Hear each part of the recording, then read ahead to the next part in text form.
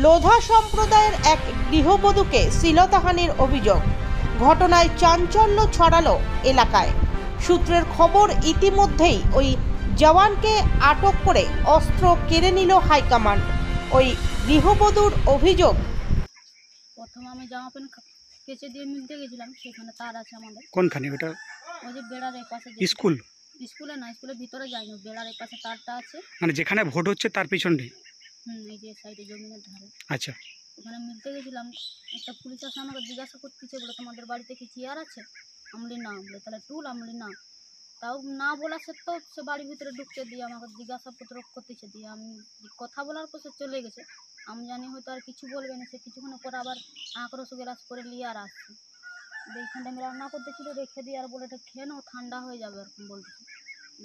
কিছু বলিনি, দিয়ে সে জল বোতল মাগতো না, আমি জল দিচ্ছি, সে জল চাইতেন, বলি যে আমি খাবো, আমাকে জল দাও। জল দিত না, সে খেয়ে নিয়ে বোতল নিচে রাখিনি, আমার সেই ছাতির ভিতর দিয়ে এরকম করে কোলে রাখছে বোতল। আর যখন জল বোতল দিয়ে সে আমার হাতে ধরছে, জল খাবার পর বাড়িতে ঢুকে আসে, বুঝেছিল যে আমি যদি ঘরে ঢুকি, তার কোনো খারাপ উদ্দেশ্য ছিল যে আমি ঘরে ঢুকে হয়তো সে কিছু না কিছু করবে বলে, ওই জন্যই ঘরে ঢুকে বসেছিল। আমি তো ভয়ে, আমার ভাত হতেছিল, আমি ছেড়ে দিয়ে ঘর ছেড়ে দিয়ে আমি বাড়ির লোককে দেখতে পারিনি। বাড়িতে কেউ ছিল না তখন? না। কজন ছিল? সিআরপিএফ একলাই ছিল। একলাই এসেছিল? অভিযোগ জানিয়েছো থানায়?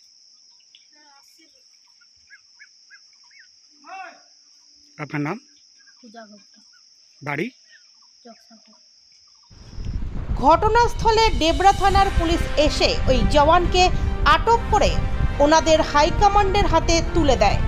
তারপর ওই জওয়ানের কাছ থেকে সার্ভিসের অস্ত্র কেড়ে নেওয়া হয় বলে সূত্রের খবর। এই ঘটনায় প্রতিক্রিয়া দিয়েছে দেব। মাহল তৈরি করার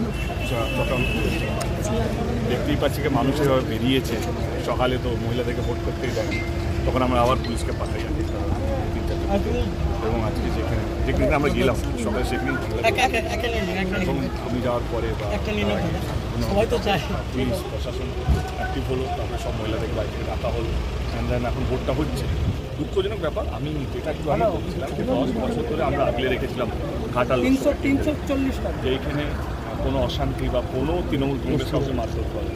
কিন্তু আজকে যখন ওদের ভোটের দিনে যখন দেখতে পাচ্ছে তাদের পায়ের তলা থেকে মাটি চলে যাচ্ছে এবং গোহারান হাতে চলেছে আমাদের এখানকার যিনি প্রার্থী, বিজেপির প্রার্থী, তো সেইটা দেখে যতটুকু সন্ত্রাস করে মানুষকে ভয় দেখিয়ে মানে সম্মানীয় হার যাতে পাওয়া যায় সেটা ওনারা চেষ্টা করছে। কিন্তু আমার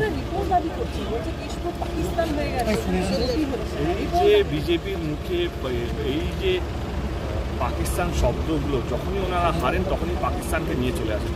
ওনাদের প্রধানমন্ত্রী থেকে আরম্ভ করে আজকে তিনি কাউন্সিলর যে স্বপ্ন দেখছে বা সাংসদ হওয়ার, তিনি যখনই এদের কাছে যখন হারার পুরো দরজা খোলা, তখনই পাকিস্তান মানে একটা পাকিস্তানে মানে হিন্দু ভোটগুলোকে টানার চেষ্টা করছে। হিন্দুদেরকে আপনি সমস্ত মানুষদের আপনি বিজেপিকে ভোট দিন, আমি কোনো অসুবিধা নেই, কিন্তু এই একটা কারণে এই যে কথাবার্তা হিন্দুত্ব, মন্দির, পাকিস্তান এই শব্দের জন্য দেবে না, নাহলে আমাদের দেশটা অন্য দেশ।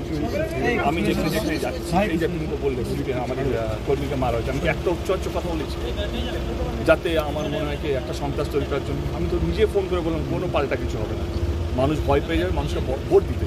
এবং আমি আজকে সব কটা বিজেপি দিতে গেছি, যেখানে বিজেপি খুব স্ট্রং হয়ে আছে। একটা বিক্ষোভ সকাল থেকে আমার সঙ্গে যাচ্ছে এবং